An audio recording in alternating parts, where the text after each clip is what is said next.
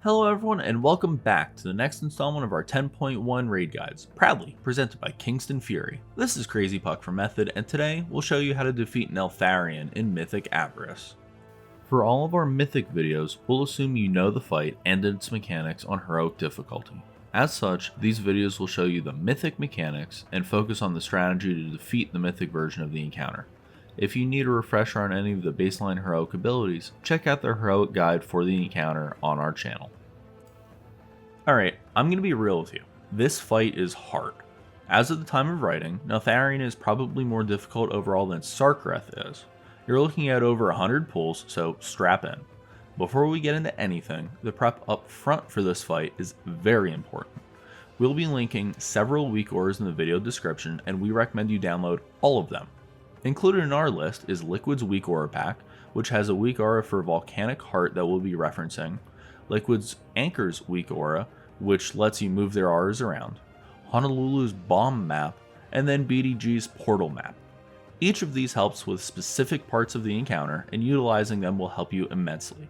Our strategy here will assume you are using all of these, and will be referencing them constantly. Next, let's talk about a few rules to follow throughout the fight. For Rushing Darkness in Phase 1, the Liquid Weakaura will always assign one person as saying break. This player should stand near the rock wall, get knocked into it, and break a small section only. The other two targets should just aim themselves at the side of the room, and everyone else move out of the way.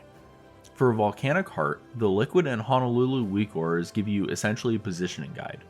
The Liquid one will show a list of all players in a priority order, and display an icon next to their name when they have the Volcanic Heart debuff. You will assign each player a number. The player closest to the top of the list is number 1, the next is number 2, and so on.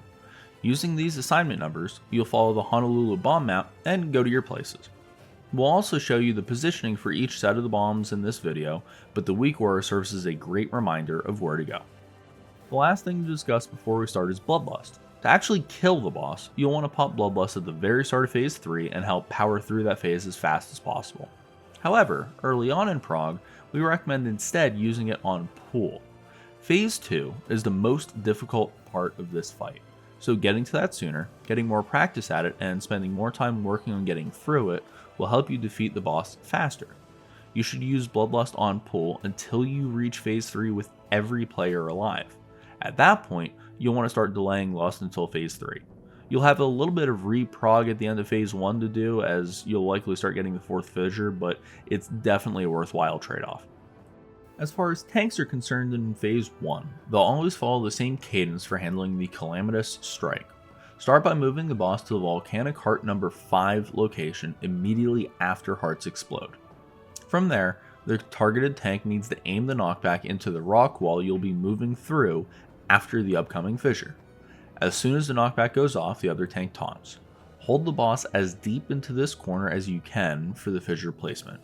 Once the fissure starts, the entire raid leaves and moves into the next section of the room.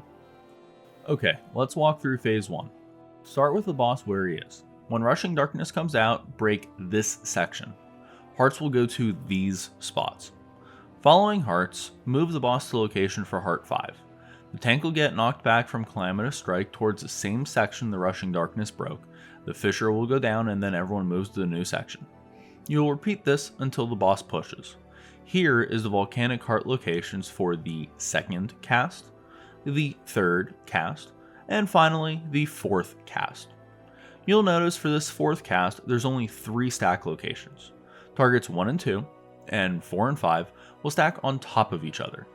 These targeted players who will be stacking must use a defensive, and ideally an immunity if they have it. If any of the targets don't have a personal available, call for an external CD or you'll probably just die. Following that 4th heart set, there is a 4th fissure. You don't have very far to go here, there's not a lot of room left, so you'll drop this fissure deep in the corner shown here, then the entire raid will move to the opposite side of the section and stack tightly in the corner. We recommend using a raid damage reduction cooldown for this fissure like Diva Aura, AMZ, or Barrier, and also throwing a rally if you can. Keep nuking until you push into Phase 2. As you push into Phase 2, you'll stay in the same section of the room and fight the Void Ad here first. It's vital that you're careful of the corrupted players, and equally vital that the corrupted players themselves don't actually kill other people. The corrupted players need to break the shield on the add ASAP. Once the shield falls, everyone should hard swap and nuke the add. As you get deeper into prog here, you'll actually want to keep more DPS on Neltharion instead, and primarily cleave on the add. While you're learning phase 2 though, just kill the add ASAP and don't worry about maximizing DPS yet. For rushing darkness in phase 2, the targeted players should always just get knocked into the edge of the room and not break any rock walls. Rock wall breaks in phase 2 are the responsibility of the tanks using Shadow Strike. You'll break rock walls with every second Shadow Strike. The first one, just go towards the edge of the room, don't break anything. For the second one, try and aim it such that you'll break a cross section of the rock wall, creating a large opening for the entire raid to move through. Okay, time to walk through phase 2. While you're fighting the first add, you'll get 2 sets of Volcanic Heart. You have enough space to fully spread out with these using the locations shown here. This leaves a very small opening directly in the middle where everyone else needs to stack. While this seems easy, the safe spot's actually extremely small, and you are likely to lose people to these 2 sets a lot early in prog as people learn where exactly that safe spot is. Don't get discouraged by that, it will take some practice with being in the correct location, and the heart targets also getting to their correct spots. Immediately following the Volcanic Heart 2, several things happen nearly all at once. First, a Shadow Strike goes off, which the tanks will use to create an opening to the next Void Add area. Second, 3 people will get corrupted. Third, a new set of Volcanic Hearts comes out. Since this set comes out while you're moving, you'll actually end up keeping 1 heart in the old section of the room that you are leaving.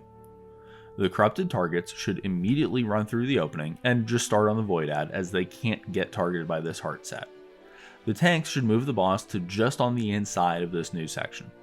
The melee players stay attacking the boss. The ranged here though need to be careful with positioning, as if you get position 3, you need to be close enough to get there. There are some simple rules you can follow to help. If you're ranged and typically get assigned position number 1 or number 2, it's generally safe to just run through this opening to the new area, as you almost certainly won't get assigned number 3 here. Likewise, if you're at the bottom of the assignment list on the Weakauras and have never been given assignment 3 before, you're also probably safe to go through. Any other ranged left need to wait for the hearts to go out. Whoever gets number 3 needs to run to the assigned position as quickly as possible. You'll want a Warlock Gateway here aimed from heart number 3's spot back into the new section of the room. As soon as the hearts explode, target 3 takes the gateway back in so you don't get locked out by the rock wall reforming. Right after hearts, you get Umbral Annihilation number 2. While not necessary, it is helpful for raid stability to use a cooldown here. In the new section, like before, blow up the Void Add. When heart number 4 comes out, go to these assigned positions. This is the easiest heart set in phase 2, as there's plenty of safe space in the middle. It's followed by Umbral Annihilation cast number 3, and you'll need to use a raid cooldown for this, or people will die. Heart set number 5 comes out right after the tanks break the next cross section of wall with Shadow Strike. Targets 1 and 2 will go through the opening to the new area and drop their hearts over there. Players 3, 4, and 5 will spread out like this. Rushing Darkness overlaps here, so make sure to aim these into the wall and not towards the heart targets. Following heart number 5 exploding, the whole raid moves to the last section to deal with add number 3. For hearts number 6 and 7, you'll be double stacking again, using the positioning shown here. Like before, every stacked player needs a defensive, immunity, or external, or they'll die. It's important to note, though, that you'll almost certainly still have heart targets die at this point of the fight. It's kind of unavoidable. You should plan on needing to use at least 1 battle res at some point while fighting this third add. That's just kind of how this fight works unless you get excellent RNG. Aside from the hearts, you'll also have your 4th Umbral Annihilation while fighting this third add. We recommend using a damage reduction CD for this, plus whatever else you can, like a Rally, AMZ, or Darkness.